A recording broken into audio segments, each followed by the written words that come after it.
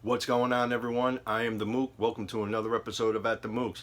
In this episode, I'm not only going to talk about one retro mini game console, but two retro mini game consoles. Which ones am I going to talk about this episode? Well, why don't you sit back, relax, and we're going to find out.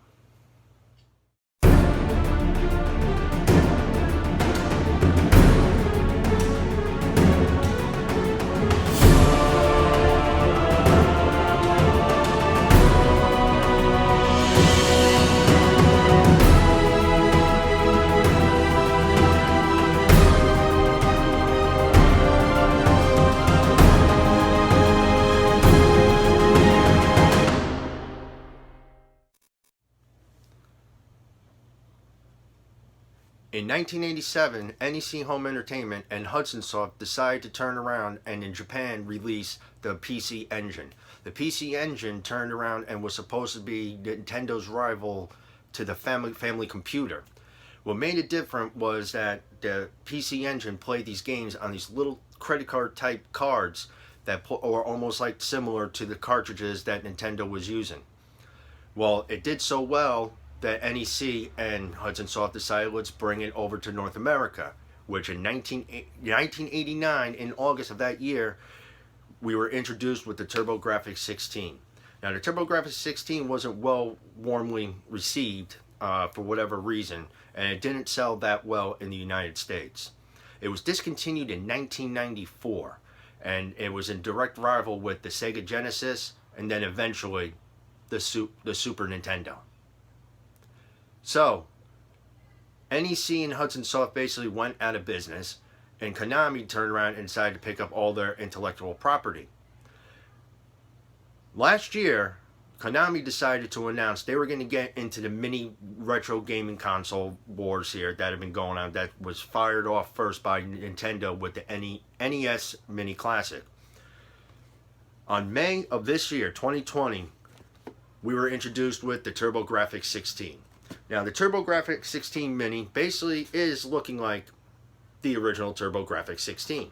The only difference is it has two ports for a controller, but unfortunately, like the original Grafx 16, it only comes with one controller.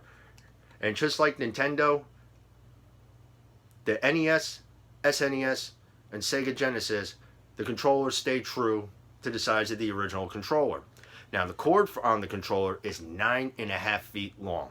That is probably 2 to 3 times longer than the NES Classic and the SNES Classic, where the Sega Genesis got it right where the controller was longer. So, the game library wasn't really fully released when it was announced. Last year when it was announced, they turned around and only announced 5 games. The only couple of games that come to mind is Alien Crush and one of my favorites, R-Type. But as time went on, the library just kept getting bigger and bigger and bigger. At first, they were going to cut it off at 40. Then we got a few more games out and it came up to 50. Lo and behold, 57 games. That's right. I repeat. 57 games are pre-installed in this little tiny system. Now, it doesn't look tiny, but the computer board, I am sure, is pretty small compared to the size of the case. Now, there are also 2 hidden games on this console, which is awesome. So now that brings up to 59. 59 games on pre-installed on this baby right here. Well, you could add another 2, because there are 2 games where if you do a certain button combination, you get that same game, but the arcade version of it. So you can be like me and say, there's 61 on here. Or you can just be like, nah, there's 59 on here. So it's all going to depend on who wants to boast up on this little bad boy right here. We're going to go through the list real quick when I go to fire it up in a moment or two. But a couple of games like I mentioned Alien Crush, R-Type, you got Power Golf on here. Victory Run was a pretty fun game. Bonk's Revenge. Now, the games I'm mentioning are only on the Grafx 16 end of it. There's 25 games from the Grafx 16 library, which also include New Adventure Island, Splatterhouse, Ys, Book 1 and 2, or Ys, Books 1 and 2, Ninja Spirit, which isn't a bad game, and so forth and so on. Now, on the PC Engine side, there's 32 games. Now, I'm only going to be able to read the ones that are in English, so bear with me. There's the Japanese version of Ninja Gaiden, or Gaiden, however you want to pronounce it. You got Castlevania's Rondo Blood. Salamander is on here. The Kung Fu, it's not bad. You got the Japanese version of Bonk's Adventure, which is kind of fun. Super Darius, Bomberman 94. Yeah, Bomberman 93 on the TurboGrafx 16 side of it. And you got both Gradius 1 and 2. Utopia 1 and 2. Got the Japanese version of Ghosts and Goblins. So anyway, so this is a pretty neat little machine right here. So let's turn around. Let's fire this puppy up. And let's see how she does.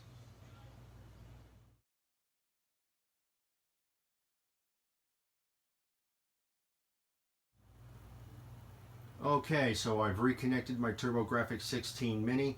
As you can see right now, I have it running through the One Guide channel on my Xbox One X. Kind of got to get a little switcher there to get all these like little mini things all hooked up. But let's go ahead, fire the puppy up.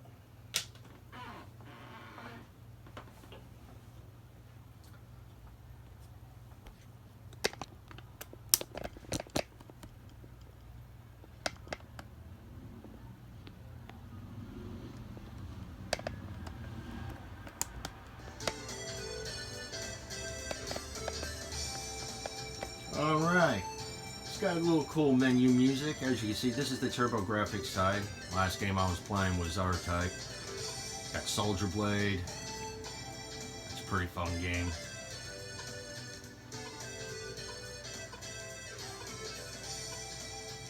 Bomberman 93, Bonk's Revenge. The Bonk series is pretty good.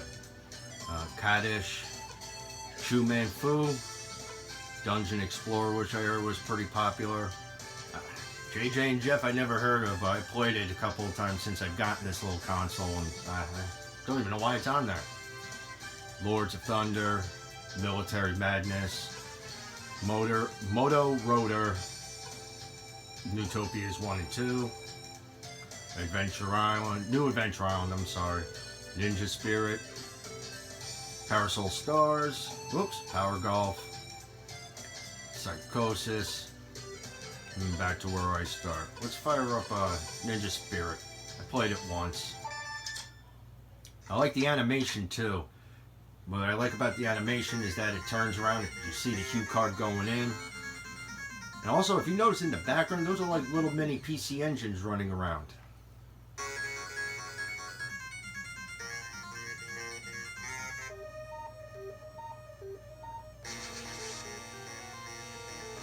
Wow, I didn't notice that before. This has a PC engine mode? Oh. Dog mourning his master.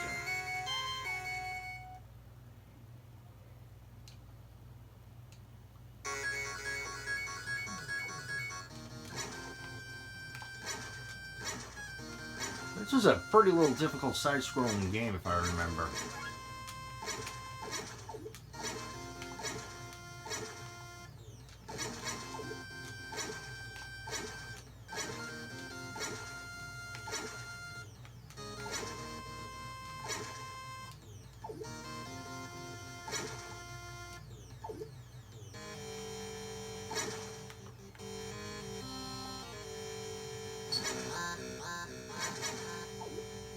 That was pretty cool.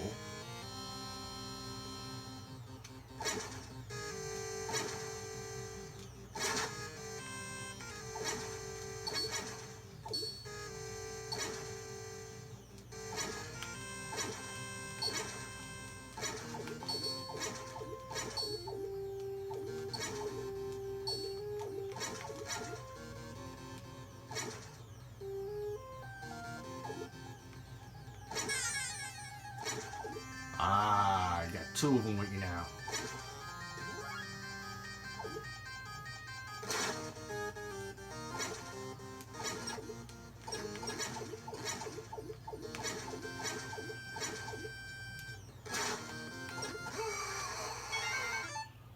Alright, so now to get back to the main menu, you just press at the same time, select and run.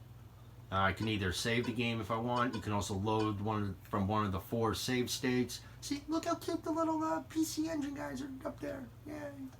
So, but right now we're going to go return to the menu. Yes, I want to confirm.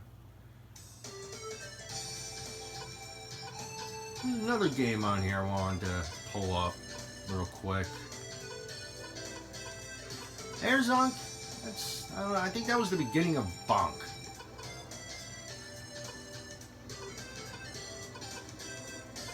Let's check out a favorite, Splatterhouse. Oh, the one's sleeping at the bottom there.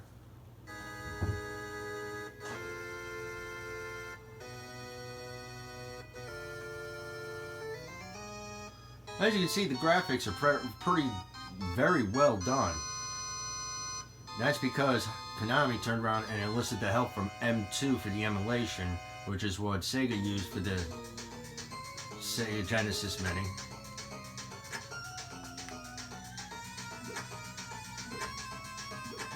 See, I wish this was included on the PC Engine side because instead of green, everything would be red for blood.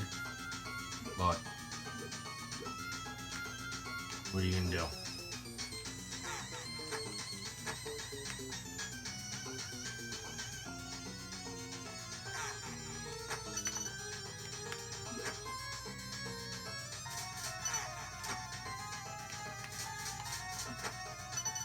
Well, there's a little bit of blood right there.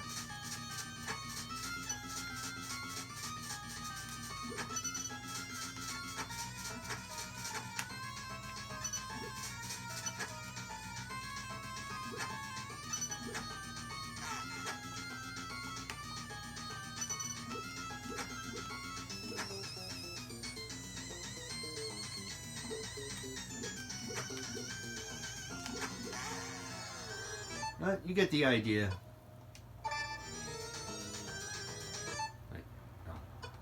There we go. So now, let's go check out the PC Engine side. So I'm just going to bring the little thing down here, little cursor. Select console, PC Engine. Let's check her out.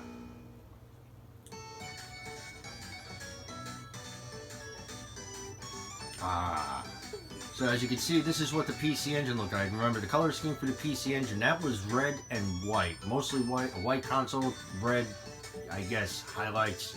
So that's what you want to call it. Super Darius, that's pretty fun. While on the PC Engine side, I have not really played in depth. See, Castlevania, Rondo of Blood. Bomberman, Panic Bombers on here. See, there's the Ghost and Goblins, Dave Nakamura, Dragon Spirit, Dragon Explorer. Now, Fantasy Zone. So, let's take a look at, let's check Fantasy Zone out for a minute. And I want you to pay attention to the screen. Cue card going in. So here's the color scheme here, what this looks like.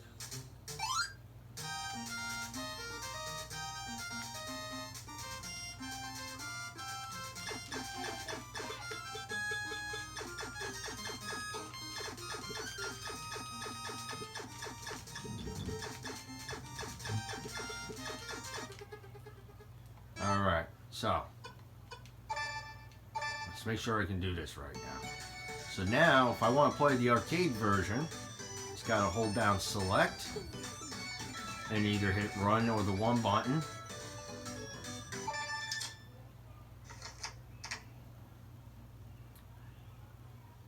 See, color scheme changes a little bit.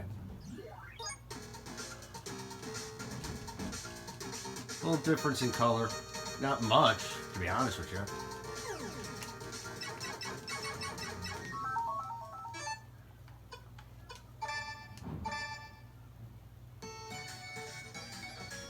Galaga 88's on here. Jinga Fuki Densu Sapphire.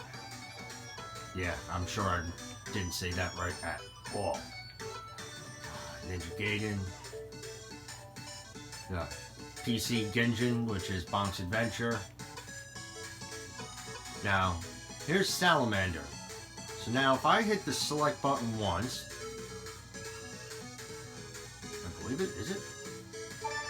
Yep. And then load it up.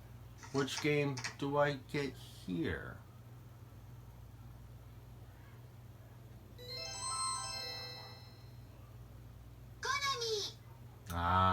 Konami! I forgot the name of this one.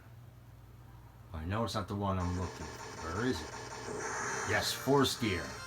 This is one of the hidden games.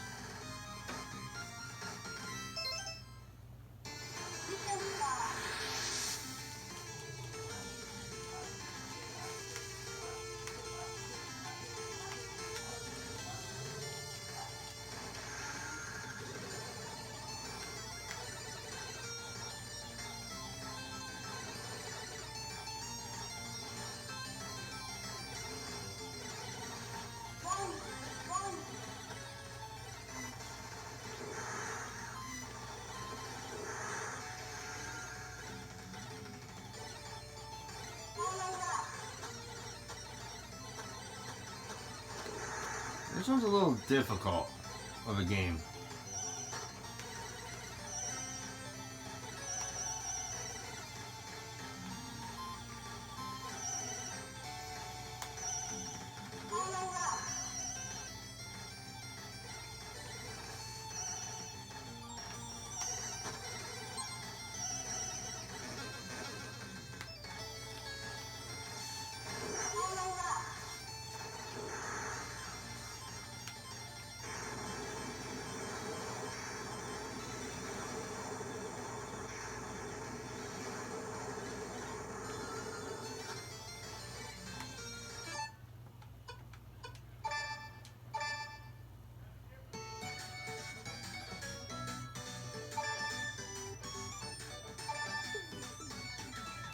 Let's see, now I think I've done this right. Hopefully, we'll find out.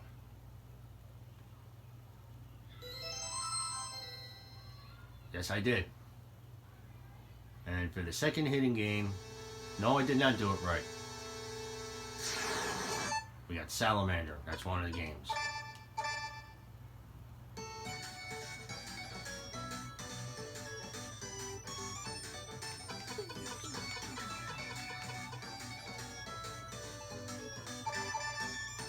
Okay. I think that's what I had to hear. I had to hear it twice.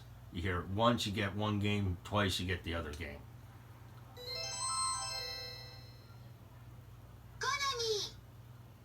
Nope, I think I screwed it up again.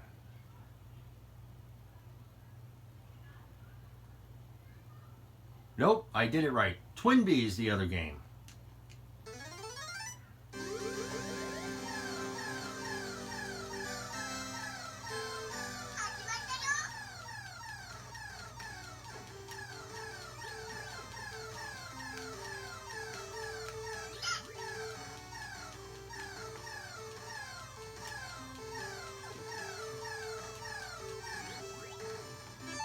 So you get Twin Bee and Force Zone.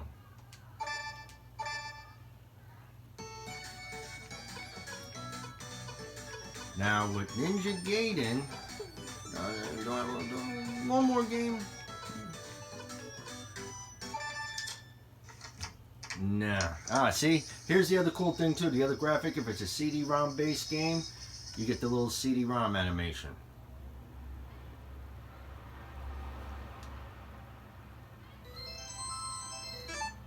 Oops. You know what?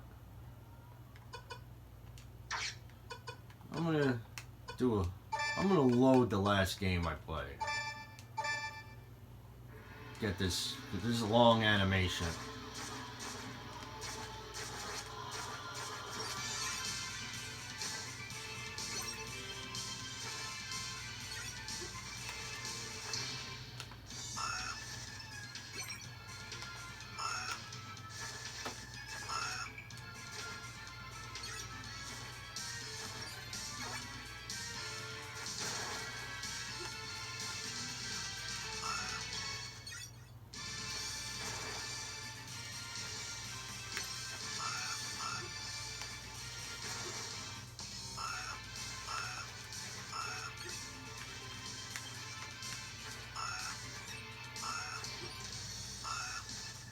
getting my ass kicked by birds.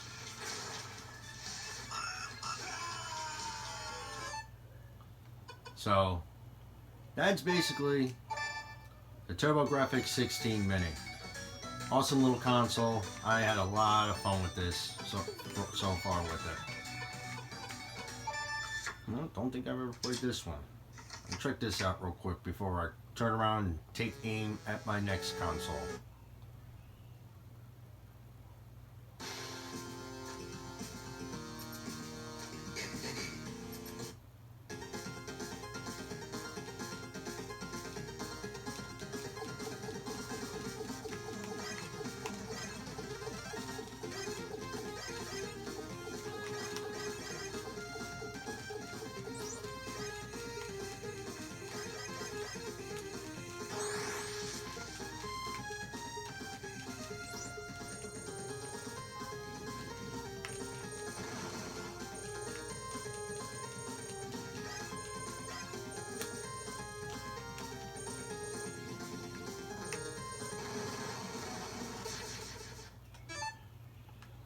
Alright, so there you have it, the TurboGrafx 16 Mini. Just released a couple of weeks ago, and it was worth the wait. Even though it was supposed to come out in March, and the damn coronavirus turned on and screwed that plan up. Well, I hope you enjoyed this portion of the episode. Now let's go and check out the next portion of the episode.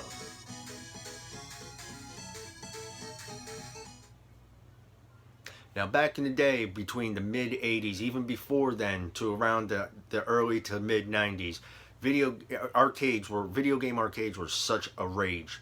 And there was always that one cabinet you'd see a line for. That was the NeoGeo cabinet. The NeoGeo had some great colors, some great graphics, a lot of fighting games, great, awesome stuff.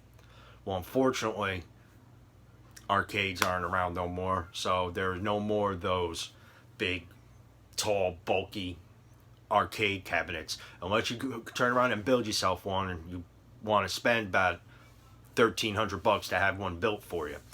Now, NeoGeo did come out with a home console. It was way expensive back in the day, and trying to find one now is even more expensive. Maybe not as much, but they really, I believe the home consoles didn't sell that well, so they really didn't last too long. Well, unless you knew someone, you never owned one.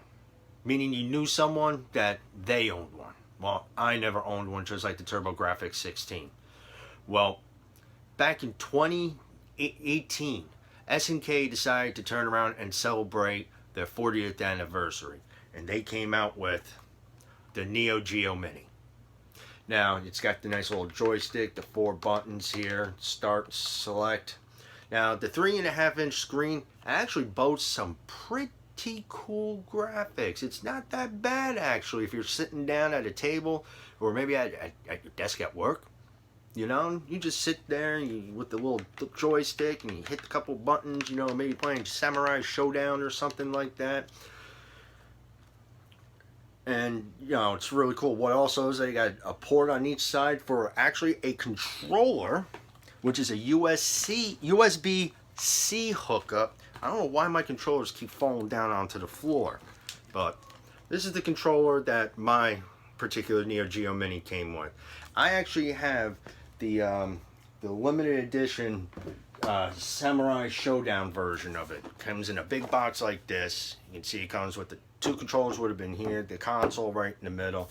Comes with the little slip mat that you would turn around and tape to the tabletop. That way it won't slide or anything like that. Comes with a little collectible card, which I left the card and the mat inside the box.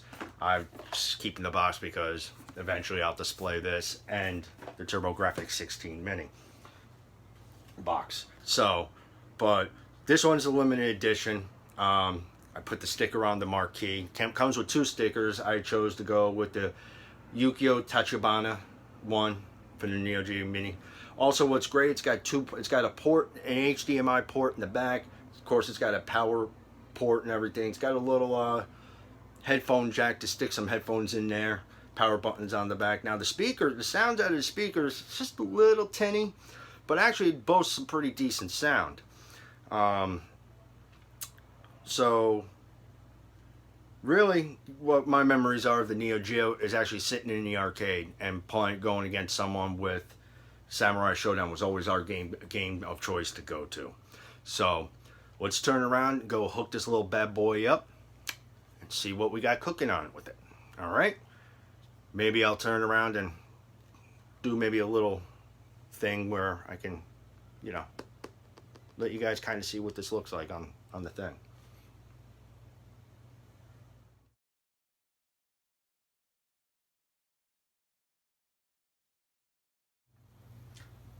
Alright, so now I got the TV turned on to its HDMI port where I gotta play my NeoGeo Mini. What you're gonna see is, and I'm only gonna be in the way of it for about 2 seconds, is when I go to power it up, there's still gonna be a little display, even though it's displayed on the TV. It's gonna display also on the Mini right there. So, you'll see what I'm talking about.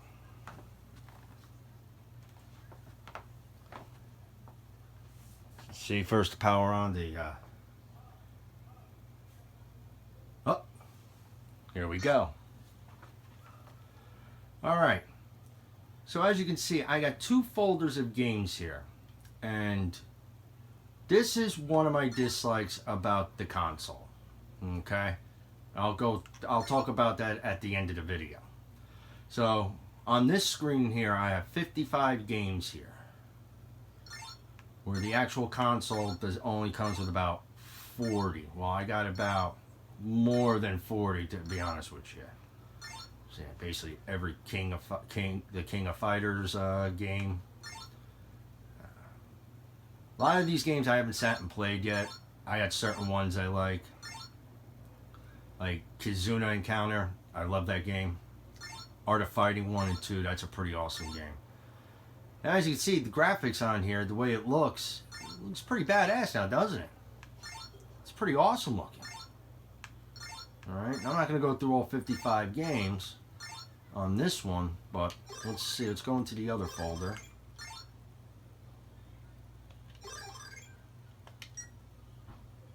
Alright. Shock Troopers.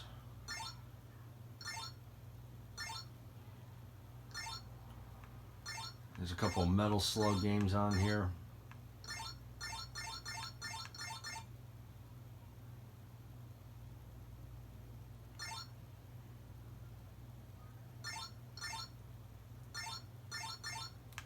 There's 2 Samurai Showdowns.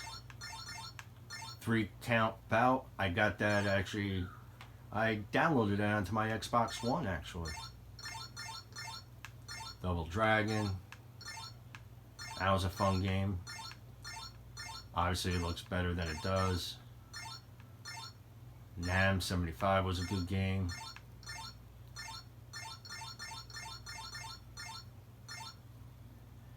Let's turn around and pop on.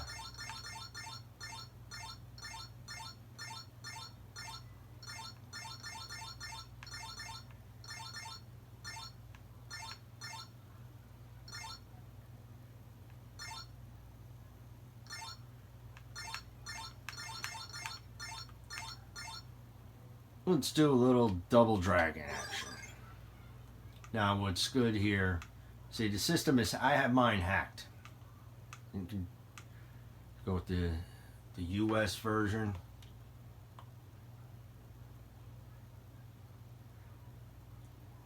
Little animation before it loads up.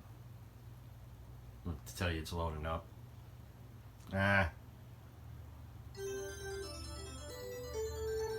Now, as you can see, the graphics is a little smoothed out. A little too smooth for my liking, but it's workable. A lot of people say they don't like it.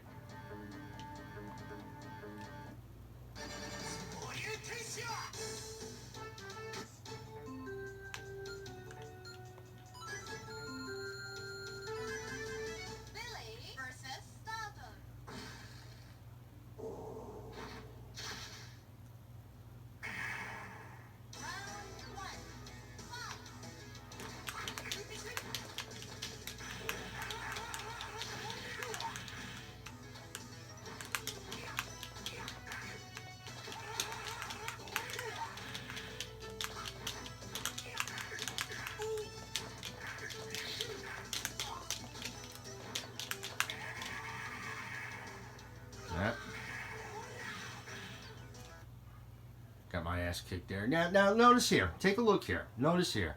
Graphics look nice and clear. Say I go back to the game. A little smoothed out. A little blurry. I think one review I read, it looks like someone took Vaseline and smeared it all over the TV. Let's go.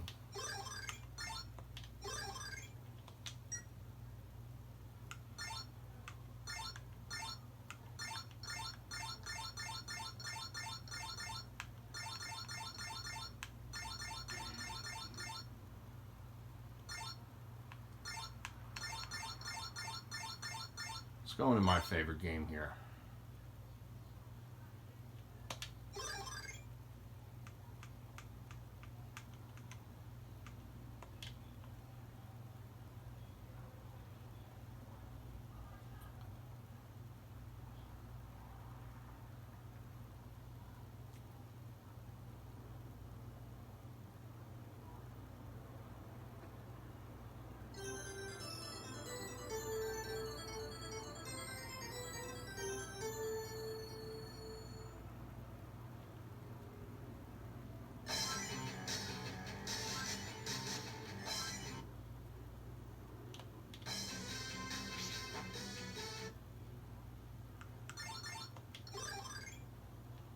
Could have sworn I had to save game on here.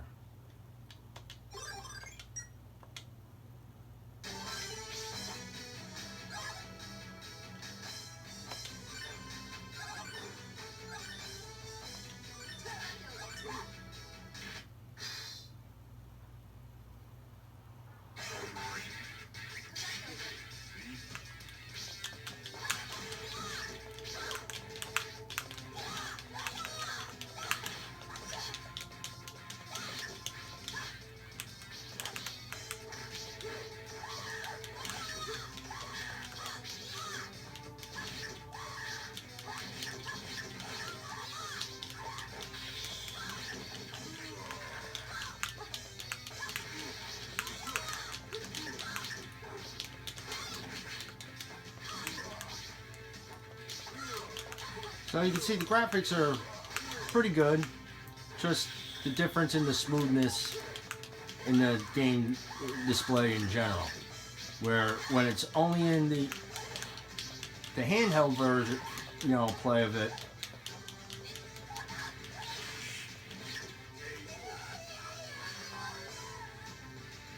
it actually looks a little sharper. So that's the NeoGeo Mini right there.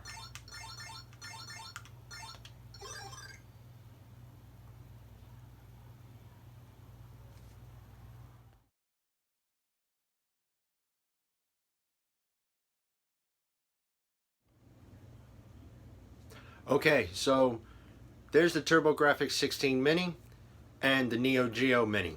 Now, I'm going to turn around and give my honest opinion. NeoGeo Mini, great little concept in the way they got it as a little arcade cabinet with a little bit of a tiny little marquee right there. You can play as the little tabletop little arcade, or you can plug it back into the back of your television, play on the big screen. Not bad. Graphics look pretty good, especially on a 3.5 inch screen. Actually, they look very sharp, like you're on an HDMI TV. The controller themselves comes with two controllers, like I mentioned earlier. The controllers feel good, nice and loose, not too loose, but also not stiff at the same time. Good, fits in your hand nice and everything like that. Here are two things that I don't like about the NeoGeo Mini. They fell short with the HDMI output where you plug it into the TV, and it kind of has like almost like a bit of a smoothness, and I'm going to reiterate someone's review about it. It looks like someone took a little bit of Vaseline and wiped it all over your TV screen. I feel NeoGeo dropped the ball right there. And even with every iteration of the NeoGeo Mini, I heard that was always an issue. Supposedly they fixed it with the NeoGeo arcade stick, but I'll know more about that when I go and actually order mine. The other thing I don't like about it is that I went and hacked my console a couple of days after I got it. I was happy with it. I'm like, okay, cool. You know, worst case scenario, if I, you know, I'll just put it back to factory config. Well, the one YouTube video that went into detail on how to do it and seemed pretty correct. After I hacked it, I went by the thing, kind of watched a little bit more of the video, and you can't put it back to factory configuration. So now, my limited edition Samurai Shodown is what the hack wants me to have on it, the ROMs and everything. But no worries, I'm happy with it. I still got some of the games on there, just not every single game. I'm missing a few Samurai Shodown games, and whatever. I just have to go and buy another one, and that one will just stay sealed in its box. If anyone knows of a hack that's out there that I can turn around and put it back to factory configuration, to the original state of the console when I got it out of the box, please let me know. Otherwise, the games that are on there, I really ain't going to complain about. They're not that bad. But, hey, you live and learn. I would have gotten another one, and I would have kept that in the box. Boom. Collector. TurboGrafx 16 Mini. 59 games. I can't iterate that more. 59 games come with this little bad boy. Great system. Graphics look great on it. Nice and crisp. Nice and sharp. M2 once again did great with the emulation, since Konami went to them for the emulation, which was the smart move. Same thing with Sega's part when they put out the Sega Genesis Mini. The controller feels like the original controller. Buttons are a little stiff. The D-pad's a little stiff, but that's okay. They get nice, great selection. There is a hack supposedly already been hacked. They're working on it. Who knows when that'll come out. I'm sure I will turn around and hack it when it comes out. Now, the NeoGeo Minis you can find at a dime a dozen. Right now, the TurboGrafx 16 you cannot find. That's why I'm glad I pre-ordered it a week and a half before the release date back on May 22nd. The only issue with the TurboGrafx 16 I had was that Amazon shipped it to me later than they were supposed to. You figure release day, they ship it release day, ended up not shipping until 2 days before, 3 days before I got it at my doorstep. So, I have to say the winner goes to TurboGrafx 16 Mini. On Amazon, you can find them on Amazon, but it's all through third-party sellers. Do not spend more than what the console is worth. 59 games, $99.99 is all you should have to pay. Don't spend, I've seen it as high as $300. Do not buy it for that price. Sometimes you can't help it. You know, hey, sometimes with stuff like this, it seems pretty good, too good to be true, even though it's going to suck. It might suck at the end. You don't want to wait on it because you don't know when you'll be able to see it again and be able to snatch it up. Well, that's it for this episode of At the Mooks. I hope you enjoyed this video. We'll be looking forward to doing more sooner or later. Hopefully, Dan will turn around and come out of quarantine and get in on an episode eventually. Hope everyone's safe out there. Stay safe, be healthy, and remember, check you later.